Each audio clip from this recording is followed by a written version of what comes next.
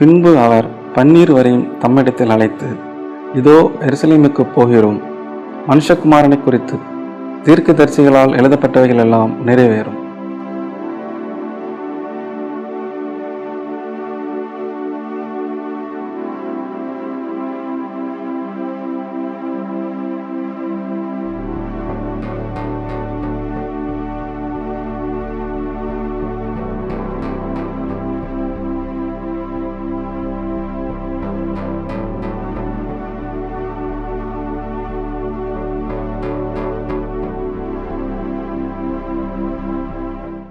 கர்த்தருடைய பரிசுத்த நாமத்துக்கு ஸ்தோத்திரம். அனைவரையும் அன்போடு கூட இந்த செய்தி வேளைக்கு வாழ்த்தி வரவேற்கிறேன். இந்த நாளிலும் இழந்து செய்தியாக சங்கீதம் 33:20, நம்முடைய ஆத்மா கர்த்தருக்கு காத்திருக்கிறது, அவரே நமக்கு துணையும் நமக்கு கேடகுமானவர். இந்த வசனத்தை நம்ம தியானிக்க இருக்கிறோம். அதற்கு முன்பதாக ஜெபம் செய்வோம். சிலுவை சுமந்த உருவம் சிந்தின ரத்தம் புரண்டோடியே நதி போலவே பாய்கின்றதே, நம்பியே சுவண்டை வா, நம்பியே சுவண்டை வா. பொல்லா உலக சிற்றின்பங்கள் எல்லாம் அழியும் மாயை, காணாய் நிலையான சந்தோஷம் பூவில் கர்த்தாவின் அன்பண்டை வா. காணாய் நிலையான சந்தோஷம் பூவில் கர்த்தாவின் அன்பண்டை வா. சிலுவை சுமந்த உருவம் ஆத்தும மீட்பை பெற்றிடாமல் ஆத்துமம் நஷ்டமடைந்தால் லோகம் முழுவதும் ஆதாயமாக்கியும் லாபம் ஒன்றுமில்லையே.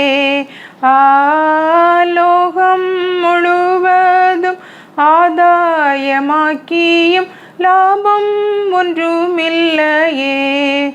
சிலுவை சுமந்த உருவம் சிந்தின ரத்தம் புரண்டோடியே நதி போலவே பாய்கின்றதே, நம்பியே சுவண்டை வா, நம்பியே சுவண்டை வா.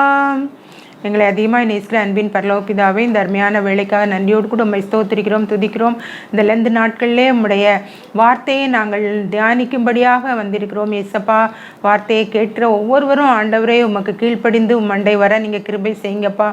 ஆண்டவரே, நீர் சிலுவையிலே எங்களுக்காக சிந்தின இரத்தத்தினாலே எங்களுக்கு மீட்பை சம்பாதித்தீர். ஆண்டவரே, பாவத்திலிருந்தும் சாபத்திலிருந்தும் வியாதியிலிருந்தும் ஆண்டவரே எல்லா சத்ருவின் பிடிகளிலிருந்து எங்களுக்கு ஒரு விடுதலை தந்திருக்கிறீர் ஏசப்பா. அதை நாங்கள் அனுபவிக்க நீர் எங்களுக்கு கிருபை தாரும். ஆண்டவரே, உலகத்தின் பின்னால் போய்விடாத படிக்கு ஆண்டவரே உம்மை நம்பி வந்திட நீங்கள் கிருபை செய்யுங்கப்பா. இந்த உலகத்தில் உள்ள எல்லா காரியங்களும் மாயை ஆண்டவரே ஏசப்பா, அவைகளையெல்லாம் நாங்கள் ஆண்டவரே ஒதுக்கிவிட்டு ஆண்டவரே உம்முடைய பாதத்திலே இந்த நாட்களிலே காத்திருந்து அற்புதத்தையும் அதிசயங்களையும் நாங்கள் பெற்றுக்கொள்ள என்னென்ன குறைவுகள் குற்றங்கள் இருக்கிறதோ எல்லாவற்றையும் நீக்கி போடுங்கப்பா. ஆண்டவரை, சமாதானமான ஒரு வாழ்க்கையை நாங்கள் வாழும்படி நீர் கிருபை செய்யும். உடைய கரத்திலே தாழ்த்தி ஒப்பு கொடுக்கிறோம். இயேசு கிறிஸ்துவின் வல்லமுள்ள நாமத்தினாலே ஜெபிக்கிறோம் ஜீவனுள்ள நல்ல பிதாவே, ஆமென். சங்கீதம் 33:20. அந்த சங்கீதம் 33:20 சொல்லுகிறது, என் ஆத்துமா கர்த்தருக்கு காத்திருக்கிறது. ஆத்துமா அப்படிங்கும்போது நம்மளுக்கு நம்மளுடைய ஒரு மனுஷன் அப்படின்னு எடுத்துக்கிட்டான்னா சரீரம், ஆவி, ஆத்மா, அந்த மூணு சேர்ந்தது தான் ஒரு மனுஷன். ஆண்டவராகிய இயேசு கிறிஸ்து இந்த உலகத்தில் நம்ம மீட்கிறதற்காக வந்தார். ஏன் மீட்கிறதற்காக வந்தார் அப்படின்னு சொன்னால், அந்த ஆதாம் ஏவாள் ஏதேன் தோட்டத்தில் நல்ல சந்தோஷமாக இருந்தாங்க, ஆண்டவரோடு உலாவி கொண்டு இருந்தாங்க. ஆனாலும் அவங்கள சாத்தான் சோதித்தான். இந்த மரத்தின் கனியை ஆண்டவர் புசிக்கக்கூடாது, நீங்கள் புசிக்கும் நாளில் சாகவே சாவீர்கள் அப்படின்னு சொல்லி ஆண்டவர் அவங்களுக்கு கட்டளை கொடுத்துட்டு போனார். ஆனால் அதை சாப்பிட சொல்லி சாத்தான் அவங்கள ஏவினான். அந்த ஏவாள் தனிமையாக இருக்கும் பொழுது ஆண்டவர் புசிக்கக்கூடாதுன்னு சொன்னாரா, நீங்கள் சாகவே சாக மாட்டீங்க, நீங்கள் நல்லா சாப்பிட்டீங்கன்னா தேவர்களை போல இருப்பீங்க அப்படின்னு சொன்னான். அப்போ அவங்களுக்கு பார்க்கும்போதும் எப்படி இருந்தது, அந்த ஏவாளுக்கு அது புசிப்புக்கு நல்லது, பார்வைக்கு இன்பமாக இருந்தது. அதை புசிக்கும்போது அவளுக்கு வந்து இச்சிக்கப்படத்தக்க புத்தியை தெளிவிக்கக்கூடிய ஒரு கனியாக அது காணப்பட்டதுனால அவள் எடுத்து புசித்து தானும் புசித்து தன் புருஷனுக்கும் கொடுத்தாள். அதன் மூலம் பாவம் வந்து உலகத்தில் பிரவேசித்தது. அப்பொழுது அவங்களுடைய கண்கள் திறக்கப்பட்டதாக இருந்தாலும் அவங்க வந்து கர்த்தர் கொடுத்த அந்த நல்ல மகிமையான வஸ்திரத்தை வந்து அவங்க இழந்து போனாங்க. மகிமையான அந்த இடத்த அவங்க வந்து இழந்து போனதுனால ஆண்டவர் வந்து அவங்கள ஏதேன் தோட்டத்தை விட்டு விரட்டிட்டார். அவங்க மூலமாக உலகத்துக்குள்ளே வந்து பாவம் பிரவேசித்தது. அதனால தான் தாவீது ராஜா சொல்லுகிறார், என் தாய் என்னை பாவத்தில் கர்ப்பம் தரித்தாள் அப்படின்னு சொல்கிறாரு. அதனால் நம்ம வந்து அந்த ஆத்மா வந்து ரொம்ப விசேஷமானது. ஆதியாகமம் 3:19 ஆண்டவர் சொல்லியிருக்கிறாரு, சரீரம் வந்து மண்ணாக இருக்குது. ஏன்னா அவர் வந்து மண்ணால் தான் நம்மளை உருவாக்குனார், அந்த பூமியினுடைய மண்ணுனால். ஆதியாகமம் 2ஆம் அதிகாரம் 7ஆம் வசனத்தை நீங்கள் பார்த்தீங்கன்னா, பூமியின் மண்ணை எடுத்து அவர் வந்து தமது சாயலாகவும் தமது ரூபத்தின்படியேயும் ஆண்டவர் மனுஷனை உண்டாக்குனார். அவனுக்குடைய நாசியில் வந்து தம்முடைய ஜீவ சுவாசத்தை ஊதினார். அவன் ஜீவாத்மாவானான். அவருடைய சுவாசம் அப்படிங்கிறதுனால நம்ம மரிக்கும் பொழுது பிரசங்கி 3:21 சொல்லுகிறது, உயர ஏறும் மனுஷனுடைய ஆவி. அதே பிரசங்கி 12:7 பார்த்தீங்கன்னா, ஆவி தன்னை தந்த தேவனிடத்திற்கு போகிறது. அப்போ அந்த ஆவி எங்கே இருக்குது? நமக்குள்ளே இருக்கிறதுனால தான் நம்ம உயிரோடு இருக்கிறோம். இந்த ஆவி என்னைக்கு எடுபடுதோ அது வந்து நமக்கு அந்த ஆவியை தந்த அந்த தேவனிடத்துக்கு போகிறது அப்படின்னு சொல்லி நம்ம இந்த வேதத்தின் மூலமாக அறிந்து கொள்கிறோம். அதான் உண்மை. ஒரு கண்ணாடி பெட்டிக்குள்ளே சாக போகிற ஒரு மனுஷனை அடைச்சி வச்சுருந்தாங்க, நல்லா ஏர்டைட் கண்டெய்னர். அதிலிருந்து எந்த இதுவும் வெளியே வராது. அப்படிப்பட்ட அந்த கண்ணாடி பெட்டிக்குள்ளே அந்த வைத்திருந்த அந்த மனுஷனுடைய உயிர் போகும் பொழுது அந்த கண்ணாடிலாம் வெடித்து தூள் தூளாயிற்று. ஏன்னா அந்த அவனுக்குள்ளே இருக்கிற அந்த ஆவி யார் தந்தது? தேவன் தந்தது. அதனால் அந்த தேவன் தந்த ஆவி வந்து திரும்பவும் எங்கே போகுதுன்னா ஆண்டவர்கிட்ட போகிறது. தேவன் நம்மளுடைய ஆவி வந்து நமக்கு தந்த தேவனிடத்துல போகிறது அப்படின்னு சொல்லி பிரசங்கி 12:7 சொல்லுகிறது. அதனால் நம்ம வந்து இந்த ஆவி ஆத்மா வந்து விலையேறப்பட்டது. 1 தெசலோனிக்கேயர் 5ஆம் அதிகாரம் 23ஆம் வசனம் சொல்லுகிறது, கர்த்தராகிய இயேசு கிறிஸ்து இந்த உலகத்தில் வரப்போகிறார். அவர் வருவாருன்னு சொல்லி தான் நம்மெல்லாம் எதிர்பார்த்து கொண்டு இருக்கிறோம். அவர் வரும்பொழுது நம்ம வந்து பரிசுத்தமாக இருக்கணும். அந்த பரிசுத்தமாக இருந்தால் தான் நம்ம போக முடியும். அதான் வந்து 1 தெசலோனிக்கேயர் 5:23 சொல்லப்படுகிறது, ஆவி ஆத்மா சரீரம் முழுவதும் நம்முடைய கர்த்தராகிய இயேசு கிறிஸ்து வரும்பொழுது குற்றமற்றதாக இருக்கும்படி காக்கப்படுவதாக. அப்போ அது வந்து பரிசுத்தமாக இருக்கணும். பரிசுத்தம் இல்லாமல் ஒருவனும் தேவனை தரிசிப்பதில்லையே அப்படின்னு தான் வேதம் சொல்லுகிறது. எபிரேயர் 12ஆம் அதிகாரம் 14ஆம் வசனம் அப்படி சொல்லுகிறது, பரிசுத்தம் இல்லாமல் ஒருவனும் தேவனை தரிசிக்க முடியாது. அப்போ அந்த ஆத்மா வந்து பரிசுத்தமாக இருக்கணும். நம்முடைய ஆத்மா வந்து விலையேறப்பட்டது அப்படின்னு சொல்லி நம்ம வேதத்தில் பார்க்குறோம். நீதிமொழிகள் 19:2 சொல்லுகிறது, ஆத்மாவை குறித்து நம்ம அறிவில்லாமல் இருப்பது நல்லதல்ல. ஆத்மா தான் முக்கியம். அந்த ஆத்மா எங்கே போகுதுன்னா தேவனிடத்தில் போகிறது. அதே போல் சங்கீதம் 49:9 சொல்லுகிறது, ஆத்ம மீட்பு மிகவும் அருமையானது. லூக்கா 21:19 பொறுமையினால் உங்கள் ஆத்துமாக்களை காத்து கொள்ளுங்கள் அப்படின்னு சொல்லி வேதத்தில் சொல்லப்பட்டிருக்கிறது. அதனால் நம்முடைய ஆத்மா வந்து பொறுமையாக ஆண்டவருக்குன்னு காத்துட்டு இருக்கணும். அப்போ தான் அந்த ஆத்மா வந்து மரிக்கும் பொழுது தேவனிடத்தில் போகும். இல்லைன்னா அது வந்து சாத்தானுடைய கையில் போயிடும். அவன் வந்து நரகத்துக்கு கொண்டு போயிடுவான். லூக்கா 12:15 சொல்லுகிறது. 15லேருந்து 20 வரைக்கும் உள்ள வசனங்களில் ஆண்டவர் வந்து இயேசு கிறிஸ்து வந்து ஒரு ஓமையை சொல்லுகிறார் பொருளாசையை குறித்து.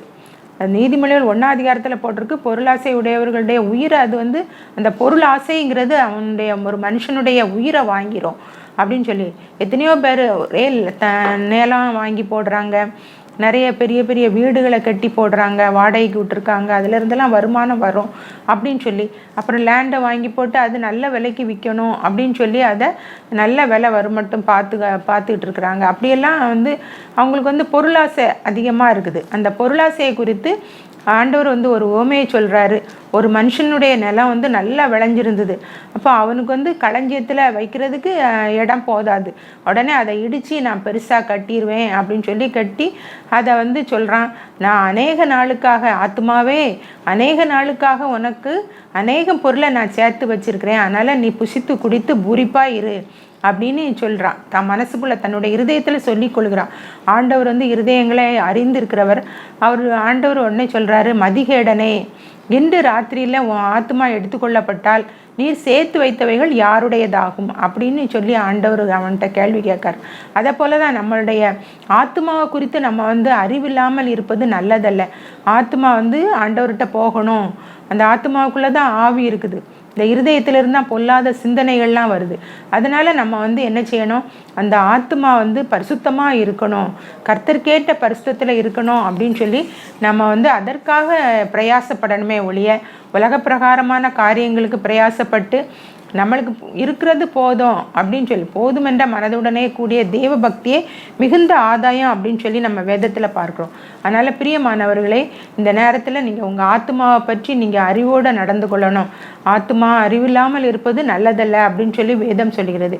அந்த ஆத்மா வந்து சங்கீதக்காரன் சொல்கிறார்ல, எப்படி சொல்கிறாரு, நம்முடைய ஆத்மா கர்த்தருக்கு காத்திருக்கிறது. நம்முடைய ஆத்மா கர்த்தருக்கு காத்திருக்குன்னா அந்த காத்திருக்குதல் வந்து என்னத்தை செய்யணும், எதற்காக காத்திருக்கணும், ஏன் காத்திருக்கணும் அப்படிங்கிறத நீங்கள் பார்த்தீங்கன்னா, நம்முடைய ஆத்மா உலக பிரகாரமான இந்த பொருளுக்காகவோ பணத்துக்காகவோ அல்லது தவறான உறவுகளுக்காகவோ, பாய் ஃப்ரெண்டு கேர்ள் ஃப்ரெண்டு அப்படின்லாம் அதுக்காக காத்திருக்கீங்களா? புது பஸ் ஸ்டாண்ட்லலாம் போய் பார்த்தீங்கன்னா, ஐயோ பிள்ளைகள் பெண் பிள்ளைகளும் அப்படி செல்லை வச்சுக்கிட்டு எப்போ வருவான்னு கேட்டுக்கிட்டே இருப்பாங்க. ஆண் பிள்ளைகளும் அப்படி தான், எப்போ வரா, வந்த உடனே பார்க்கணும், ஐயோ என்ன சந்தோஷம். அவங்க பக்கத்தில் இருக்க கேன்டீனில் ஏதாவது வாங்கி சாப்பிட்டு எவ்வளோ நேரம் இருப்பாங்களோ. வீட்டில் பெற்றோர் எப்படி அவங்கள படிக்கிறதுக்கு அனுப்பியிருக்காங்க, படிக்கிற பிள்ளைகள் இப்படிப்பட்ட தவறான உறவுகளை வைத்து தங்களுடைய ஆத்மாவை கெடுத்து போடுகிறாங்க. இப்படிப்பட்ட காரியங்களுக்காக நீங்கள் காத்திருக்கிறாம இயேசுவுக்காக காத்திருக்கணும். இயேசு வந்து சீக்கிரம் வரப்போகிறார். அவருடைய வருகை வந்து திருடன் வருகிற விதமாய் வரும். அப்போ நம்ம எல்லாம் ஆயத்தமாக இருந்தால் தான். ஆயத்தம்னா என்ன ஆயத்தம்? பரிசுத்தமாக இருக்கணும். அந்த ஆயத்தம் இல்லைன்னா நம்ம வந்து பரலோக ராஜ்யத்துக்கு போக முடியாது. அதனால் எதற்காக காத்திருக்கிறீங்க அப்படிங்கிறத இந்த நாளில், இந்த லெந்து நாட்களில் சிந்தித்து ஆண்டவருக்காக காத்திருக்கணும். ஆண்டவர் எப்போ வருவார் அப்படின்னு சொல்லி நம்ம அவருக்காக காத்திருக்கணும். ஏன்னா அவருடைய அந்த பரலோக ராஜ்யம்தான் யுகாயுகமாக உள்ளது. அந்த பரலோக ராஜ்யத்துக்கு நம்ம போகணும். அதுக்கு சில தகுதிகள் உண்டு. முதலாவது வந்து பாவ மன்னிப்பு. பாவத்திலிருந்து நமக்கு வந்து மன்னிப்பை பெற்றுக்கொள்ளணும். எபேசியர் 1:7, கொலோசியர் 1:14 சொல்கிறது, இயேசு கிறிஸ்துவின் இரத்தத்தினாலே பாவ மன்னிப்பாகிய மீட்பு இவருக்குள் இருக்கிறது. அப்போ இயேசு கிறிஸ்துவுக்குள்ளே தான் என்ன இருக்குது, நமக்கு பாவ மன்னிப்பு இருக்குது. 1 யோவான் 1:7 சொல்லுகிறது, இயேசு கிறிஸ்துவின் இரத்தம் சகல பாவங்களை நீக்கி நம்மை சுத்திகரிக்கிறது. அப்போது அந்த சுத்திகரிப்பு, நம்மளுடைய பரிசுத்தம் ஆண்டவரால் தான், இயேசு கிறிஸ்து சிலுவையில் சிந்தின ரத்தத்தினால தான் நமக்கு உண்டாயிருக்கிறது. 2 கொரிந்தியர் 6:2 சொல்கிறது, இன்றைக்கே ரட்சணிய நாள், இன்றைக்கே அனுகிரக காலம், இப்பொழுதே அனுகிரக காலம் அப்படின்னு சொல்லப்பட்டிருக்கிறது. அதனால் இந்த காலத்தை நீங்கள் வந்து பிரயோஜனப்படுத்தி கொள்ளுங்கள். இப்போது ஈரானுக்கும் இஸ்ரேலுக்கும் யுத்தம் கொண்டு இருக்கிறது. எத்தனையோ இடங்கள் வந்து அழிக்கப்பட்டு எத்தனையோ உயிர்கள் போய்கொண்டு இருக்கிறது. அவங்களுக்கெல்லாம் அவங்கெல்லாம் ஆயத்தமாக இருந்தாங்களா அப்படின்னு சொல்லி நமக்கு தெரியலை. என்றாலும் இந்த போர்லாம் நிறுத்தப்படாட்டினா எவ்வளோ பெரிய விபரீதங்கள் தான் நடக்கும் அப்படிங்கிறத நம்ம அறிந்திருக்கிறோம். இப்பொழுதே கேஸ் எல்லாம் கிடைக்கல, வண்டிக்கு பெட்ரோல் கிடைக்கல, சில கார்கள்லாம் கேஸில் தான் ஓடுது. இதுக்கெல்லாம் எங்கேருந்து கிடைக்கும்? அதனால் பிரியமானவர்களை, இதெல்லாம் உணர்ந்து, இதெல்லாம் காலம் கடைசி ஆயிட்டு, அது அப்போதே வச்சு சொல்லிக்கிட்டே இருக்காங்க காலம் கடைசி. ஆனால் நீங்கள் ஆயத்தமா? இப்போ ஆண்டவர் வந்து அவரோட கூட போகிறதுக்கு நீங்கள் ஆயத்தமா? நீங்கள் ரெடியாக இருக்கீங்களா? அதை நம்ம யோசித்து பார்க்கணும். இந்த லெந்து நாட்கள் கிருபையாக நமக்கு கொடுக்கப்பட்டிருக்கிறது. நம்முடைய நிலைமை என்ன, நம்மளுடைய ஆத்மா எப்படி இருக்குது, ரட்சிக்கப்பட்டிருக்குதா, அந்த பாவ மன்னிப்பு நிச்சயம் நமக்கு இருக்குதா அப்படின்னு சொல்லி நம்ம அதை உணர்ந்து செயல்படணும். நீதிமொழிகள் 28:13 சொல்கிறது, தன் பாவங்களை மறைக்கிறவன் வாழ்வடைய மாட்டான், அவைகளை அறிக்கை செய்து விட்டு விடுகிறவனும் இரக்கம் பெறுவான். ஆண்டவர் வந்து பாவிகளை ரட்சிக்கிறதுக்கு தான் இந்த உலகத்தில் வந்தார். பாவிகளை அவர் நேசிக்கிறாரு, பாவத்தை தான் அவர் வெறுக்கிறார். அவர் வெறுக்கிற அந்த பாவத்தை நம்மளுடைய ஆண்டவருடைய சமூகத்தில் அதை அறிக்கையிட்டு அதை வந்து விட்டு விலகணும் அப்படின்னு சொல்லி ஆண்டவர் விரும்புகிறார். அந்த காரியத்தை இந்த நாளில் செய்வீங்கன்னா நீங்கள் வந்து உங்களுடைய வாழ்க்கையில் ஆசீர்வாதமாக இருப்பீங்க. எங்கே என்ன நடந்தாலும் ஆண்டவர் வந்து தம்முடைய பிள்ளைகளை சுகமாய் பாதுகாப்பார், அவங்களை போஷிப்பார், அவங்களை வழி நடத்துவார். அதில் எந்த சந்தேகமும் இல்லை. அதைத்தான் நம்ம வேதத்தில் அதிகமாக பார்க்கணும். நீங்கள் வேதத்தை அனுதினமும் வாசிக்கணும், தியானிக்கணும். அந்த பாவ மன்னிப்பை நம்ம வந்து பெற்றுக்கொள்ளணும். ஆண்டவர் என் பாவத்தை மன்னிச்சிட்டாரு அப்படிங்கிற ஒரு உறுதி நமக்கு இருக்கணும். மீகா 7:19 சொல்கிறாரு, சமுத்திரத்தின் ஆழத்தில் நம்மளுடைய பாவங்களை போட்டு விடுவாராம்.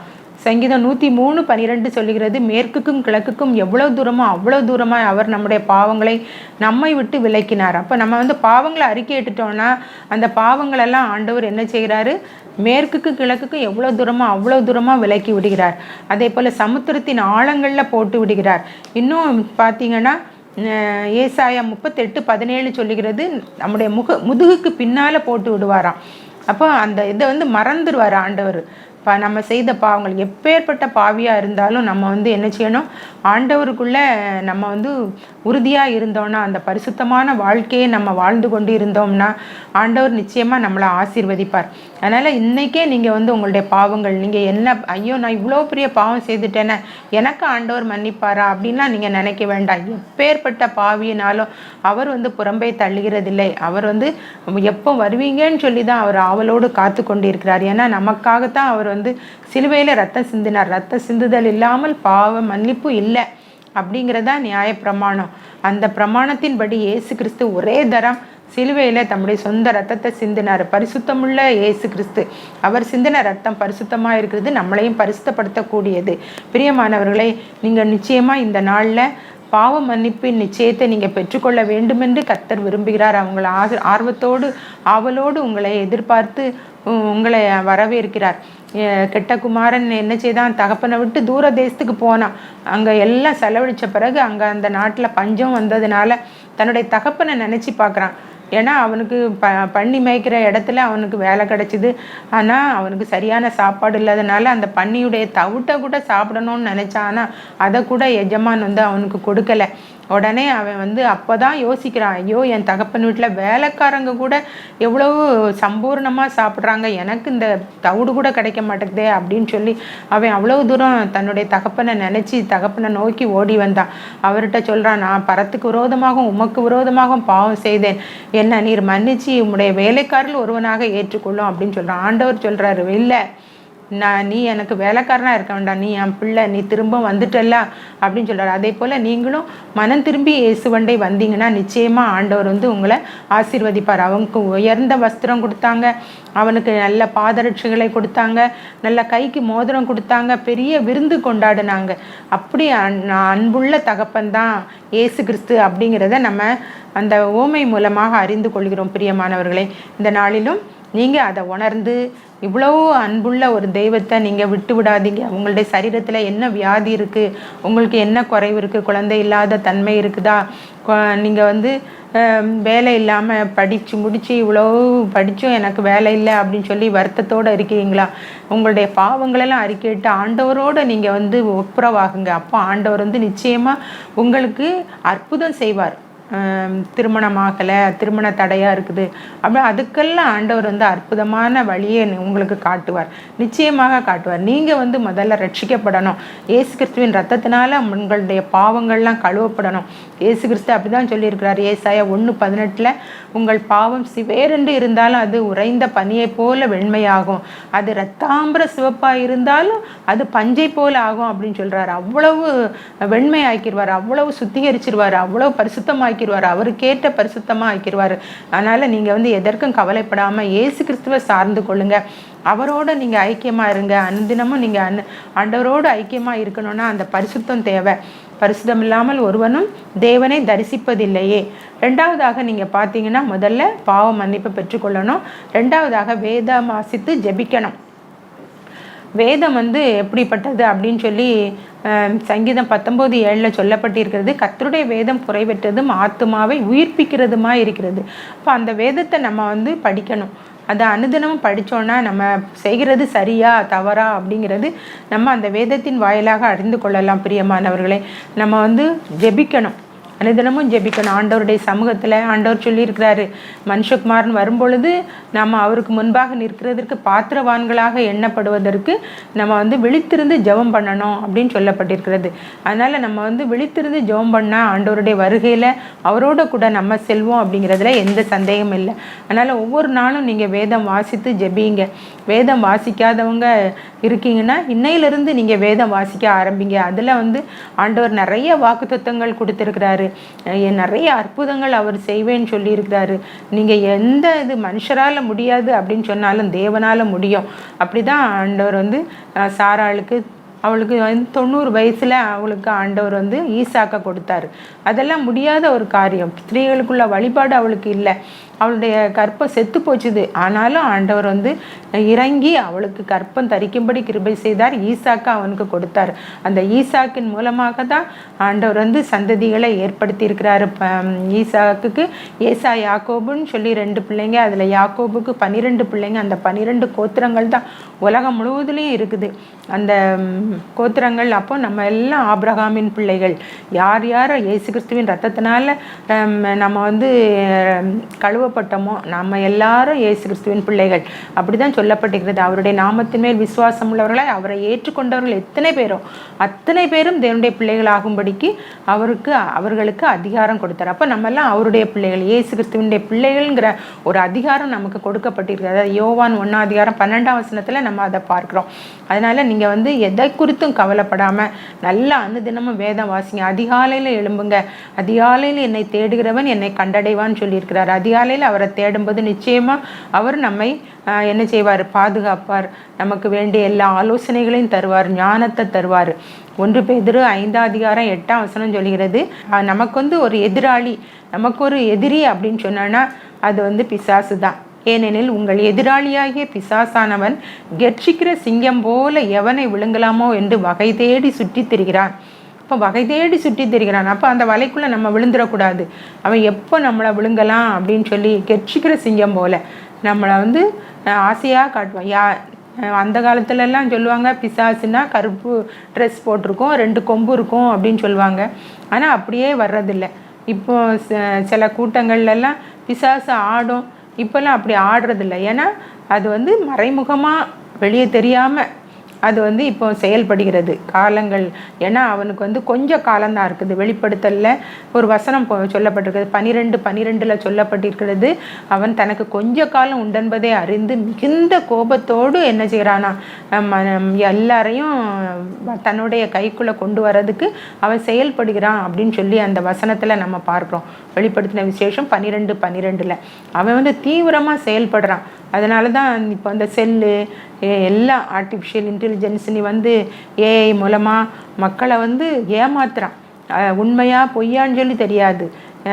கேம் விளையாட வச்சு, சூதாட்டம் ஆட வச்சு, அதிலெல்லாம் பணத்தை இழந்து அதனால் மனக்கவலை வந்து தற்கொலை செய்கிறதற்கெல்லாம் தூண்டி விடுகிறான். இதற்கெல்லாம் காரணம் யார்? பிசாசு தான். அந்த பிசாசின் வலைக்குள்ளே நீங்கள் போய்விடக்கூடாது அப்படிங்கிறதுக்கு தான் ஆண்டவர் இந்த நாளில் உங்களுக்கு இந்த செய்தியை கொடுக்குறாரு. இந்த லெந்து நாட்களை நீங்கள் பிரயோஜனப்படுத்தி கொள்ளுங்கள். ஆண்டவரோடு நீங்கள் ஐக்கியமாக இருந்தீங்கன்னா ஆண்டவர் உங்களுக்கு தேவைகளை எல்லாம் சந்திப்பார். எந்த குறையும் இருக்காது. நல்ல வீடு வாசல்களை உங்களுக்கு ஏற்படுத்தி தருவார். எந்த பயங்கரங்கள் சுற்றிலும் நடந்தாலும் உங்களுக்கு ஒன்றும் குறை வராது. பஞ்சம் வந்தாலும் பஞ்சத்துலேயும் ஆண்டவர் வந்து உயிரோட பாதுகாப்பார்னு சொல்லி தான் இந்த சங்கீதம் 33 முந்தின 2 வசனங்களை பார்த்தீங்கன்னா 18-19 நீங்கள் பார்த்தீங்கன்னா, தமக்கு பயந்து தமது கிருபைக்கு காத்திருக்கிறவர்களின் ஆத்துமாக்களை மரணத்திற்கு விலக்கி விடுவிக்கவும் பஞ்சத்தில் அவர்களை உயிரோடே காக்கவும் கர்த்தருடைய கண் அவர்கள் மேல் நோக்கமாக இருக்கிறது. அப்போது நம்ம அவருடைய பிள்ளைகளாக இருந்தானா பாவ மன்னிப்பு நிச்சயத்தை பெற்று அனுதினம் வேதம் வாசித்து ஜெபித்து கொண்டு வந்தோமானால் அப்படி இருந்தால் நம்மளை என்ன செய்வாராம்? பஞ்சத்தில் உயிரோட காக்கும்படி அவருடைய கண் அவர்கள் மேல் இருக்கிறது. அப்போ தமக்கு பயந்து தமது கிருபைக்கு கீழ்ப்படுகிற காத்திருக்கிறவர்கள் மேல் ஆத்துமாக்களை மரணத்திற்கு விலக்கி விடுவிக்கவும் அவர் வந்து வல்லமையுள்ள தேவனாக இருக்கிறார். அதனால தான் ஆண்டவர் வந்து இந்த நாளில் இந்த வசனத்தை உங்களுக்கு சொல்லியிருக்கிறாரு. எபிரேயர் 6:17 இதைத்தான் சொல்லு, தேவ வசனமாகிய ஆவியின் பட்டயத்தை எடுத்துக்கொள்ளுங்கள். ஏன்னா நமக்கு வந்து போராட்டம் மாம்சத்தோடும் இரத்தத்தோடும் இல்லை, துரைத்தனங்களோடும் வானமண்டலத்தில் உள்ள பொல்லாத ஆவிகளின் சேனைகளோடு நமக்கு போராட்டம் உண்டு. அந்த போராட்டத்திலேருந்தெல்லாம் நம்ம விடுவிக்கப்படணும் அப்படின்னு சொன்னால் நம்ம வந்து எப்பவும் தேவ வசனமாகி ஆவின் பட்டு. ஏன்னா இயேசு கிறிஸ்து அப்படி நமக்கு முன்மாதிரியாக இருக்கிறார். அவர் இந்த உலகத்தில் இருந்த பொழுது அவரை ஞான ஸ்நானம் பெற்று கரையேறின உடனே எங்கே கொண்டு போனார்? ஆவியானவர் வனாந்திரத்துக்கு கொண்டு போனார். அங்கே சோதனைக்காரன் வந்து அவரை சோதிக்கா 3 சோதனைகள்லையும் ஆண்டவர் வந்து அவனும் வசனம் சொல்கிறான். பிசாசுக்கும் வசனம் தெரியும். அதனால் அவன் வசனம் வசனம் சொல்கிறான், ஆண்டவர் அதற்கு மாறான வசனத்தையும் சொல்கிறார். அவன் சொல்கிறான், இந்த அண்ணா 40 நாள் அவர் உபவாசம் இருந்ததுனால அவருக்கு பசி உண்டாயிற்று. உடனே அவன் சொல்கிறான், இந்த கல்லுகளை அப்பமாக்கி சாப்பிடும் அப்படின்னு சொல்கிறான்.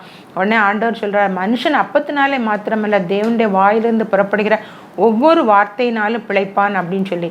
அதனால் நம்ம ஆண்டவருடைய வாயிலிருந்து வருகிற ஒவ்வொரு வார்த்தையினாலும் நம்ம பிழைக்க முடியும். அந்த வார்த்தை தான் தேவ வசனம். தேவ வசனம் சாதாரண வார்த்தைகள் அல்ல, அது தேவ ஆவியினாலே எழுதப்பட்டது. பரிசுத்த மனுஷர்கள் பரிசுத்த ஆவியினால ஏவப்பட்டு பேசின வார்த்தைகள். அந்த வார்த்தைகளை நம்ம அனுதினமும் படித்து ஆண்டவருக்குள்ள நம்மளை ஸ்திரப்படுத்திக்கிடணும். நம்ம அதுக்கு ஆண்டவருக்குள்ளே ஸ்திரப்படுத்தணும். ஏன்னா நம்முடைய ஆத்மா வேற எதுக்கும் காத்திருக்கக்கூடாது. யாருக்கு காத்திருக்கணும்? கர்த்தருக்கு காத்திருக்கணும். கர்த்தருக்கு காத்திருக்கிறவர்கள் பாக்கியவான்கள். நம்ம அப்படி காத்திருக்கிறதுனால நமக்கு என்ன பலன் அப்படின்னு சொல்லி பார்த்தீங்கன்னா, நமக்கு அவர் அரணும் கேடகமாக இருக்கிறார். அந்த 20ஆம் வசனம் 33ஆம் சங்கீதம் 20ஆம் வசனத்தில் பார்த்தீங்கன்னா, நம்முடைய ஆத்மா கர்த்தருக்கு காத்திருக்கிறது, அவரே நமக்கு துணையும் நமக்கு கேடகமானவர். இப்போ நம்முடைய ஆத்மா அவருக்கு காத்திருந்ததுன்னா அவரே நமக்கு கேடகமாக இருப்பார், அரணாக இருப்பார். எந்த பிசாசும் நம்மளை தொட முடியாது. உனக்கு விரோதமாக உருவாக்கப்படும் எந்த ஆயுதம் வாய்க்காதே போம். உன்மேல் உனக்கு தீங்கு செய்யும்படி ஒருவனும் உன்மேல் கை போடுவதில்லை அப்படின்னு சொல்லி ஆண்டவர் நம்மளுக்கு நம்பிக்கையும் விசுவாசத்தையும் அவர் மேலே உள்ள விசுவாசத்தை நமக்கு கொடுக்கிறார் பிரியமானவர்களே. அதனால் இதை நீங்கள் பயன்படுத்திக்கிடுங்க. இன்னும் 40ஆம் ஏசாயா 40ஆம் அதிகாரம் 31ஆம் வசனத்துலேயும் நீங்கள் பார்த்தீங்கன்னா அவர் அதை தான் சொல்கிறார், கர்த்தருக்கு காத்திருக்கிறவர்கள் புது பலன் அடைவார்கள். அப்போ நம்ம காத்திருந்தோன்னா நமக்கு புது பலன் கிடைக்கும். அதனால் இந்த நாளில் உங்கள் ஆத்மாவை பற்றி நீங்கள் அறிவில்லாமல் இருப்பது நல்லதல்ல. பாவ மன்னிப்பு நிச்சயத்தை பெற்றுக்கொள்ளுங்க. அனைதினமும் வேதம் வாசித்து ஜெபியுங்க. இன்னைக்கு வேதம் வாசித்தீங்களா, ஜெபித்தீங்களா, அதை கேட்டு பாருங்க. ஆண்டவர் உங்களை இந்த நாளில் உங்களுக்கு எச்சரிக்கிறார். அனுதினமும் வேதம் வாசித்து ஜெபியுங்க. உங்களுக்கு அவர் அரணும் கோட்டையுமாக இருப்பார். அவர் கேடகமாக இருப்பார். உங்களை எந்த தீங்கும் அணுகாதபடி பாதுகாத்து கொள்ளுவார். உங்களுக்கு புது பலனை தருவார். எத்தனையோ பேர் வியாதியில் இருக்கேன்னு சொல்லி நீங்கள் எழுதுறீங்க. ஆண்டவர் உங்களுடைய வியாதிகளிலிருந்து உங்களுக்கு விடுதலை தருவார். அதெல்லாம் அவர் தமது வசனத்தை அனுப்பி அவர்களை குணமாக்குவார்னு சொல்லி தான் வேதத்தில் பார்க்கிறோம். நம்ம இப்போ ஜெபம் பண்ணுவோம். கேட்ட சத்தியங்களை நம்ம உணர்ந்தவர்களாக ஜெபம் பண்ணுவோம். எங்களை அதிகமாக நேசிக்கிற அன்பின் பரலோக பிதாவே, இந்த அருமையான வேலைக்காக நன்றியோடு கூட நம்மை ஸ்தோத்திரிக்கிறோம். கேட்ட சத்தியங்களின்படி கேட்ட ஒவ்வொருவரும் நடக்கும்படியாக நீங்கள் கிருபை செய்யுங்கப்பா. ஆண்டவரே, கேட்கிறவர்களாய் மாத்திரமல்ல அதன்படி செய்கிறவர்களாயும் காணப்படுங்கள் என்று வேதம் சொல்லுகிறது. கிருபையினால் ஆண்டவரே பிள்ளைகளை முடிசூட்டுங்கப்பா. ஆண்டவரே ஏசப்பா, நம்முடைய ஆத்துமா கர்த்தருக்கு காத்திருக்கிறது, அவரே நமக்கு கேடகமும் நமக்கு அரணுமாய் இருக்கிறார் என்ற வசனத்தை ஆண்டவரே அவர்கள் பிடித்து கொண்டு ஆண்டவரே உமக்காக காத்திருக்க, வேற எந்த உலக காரியங்களுக்கு காத்திருக்காதபடி உமக்கு காத்திருந்து ஆண்டவரே பாதுகாப்பையும் ஆண்டவரே எல்லா நன்மைகளையும் கிருபைகளையும் பெற்று ஆசீர்வாதமாய் காணப்பட கிருபை செய்யுங்க. இயேசு கிறிஸ்துவின் நாமத்தினாலே ஜெபிக்கிறேன் ஜீவனுள்ள நல்ல பிதாவே, ஆமென்.